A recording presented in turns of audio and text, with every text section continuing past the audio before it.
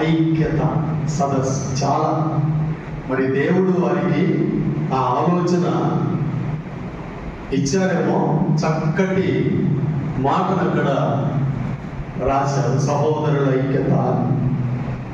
అవునండి, సహోదరుల ఐక్యత అంటే చాలా విలువైనటువంటి పదం అది.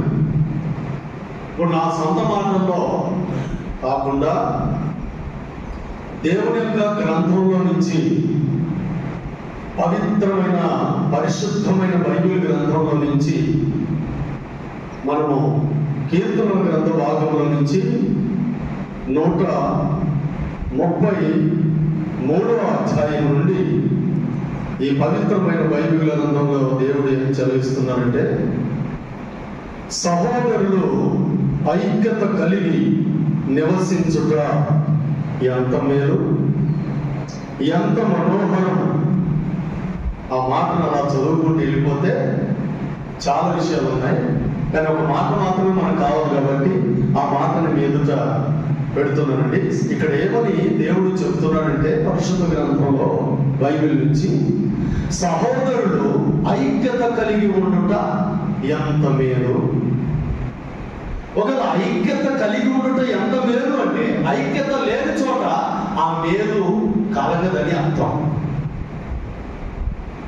ఏమండి, ఐక్యత ఉంటే మేలు, ఒకరి ద్వారా ఒకరికి, ఒకరి ద్వారా ఒకరికి. ఇందాక మా మిత్రుడు సహోదరుడు చెప్తూ ఏం చెప్తున్నారంటే, ఎదుట ఉన్న మనిషిని ప్రేమించలేనప్పుడు, కంటికి కనబడి సహాయం చేయలేనప్పుడు, కనిపించని దేవుని పోలికలో, దేవుని స్వరూపంలో ఉన్నటువంటి ఎదుటి మానవుడిని నువ్వు ప్రేమించలేనప్పుడు, సహాయకుడై ఉండలేనప్పుడు, నీవు చూడని దేవుణ్ణి ఎప్పుడు ప్రేమిస్తున్నావు?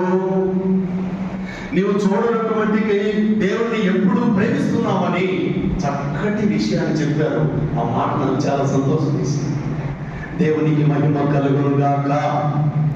మంచిదండి. ఈ సమయంలో ఐక్యత అనే విషయానికి మనం వస్తే, మీ అందరికీ తెలుసు, ఎందుకంటే పెద్దలు, గురువులు, నా సాటి వారు ఎంతో మంది జ్ఞానులు వారు ఇక్కడ ఉన్న తిట్టలు, పండితులు. మీ అందరిలో నేను చాలా చిన్నవాడిని ఒక మాటలో చెప్పాలి అంటే, ఐక్యత అనే విషయానికి మనం వస్తే, సృష్టిలో కొన్ని మనం చూద్దాం. ఒకటి చీమ. ఏంటండి?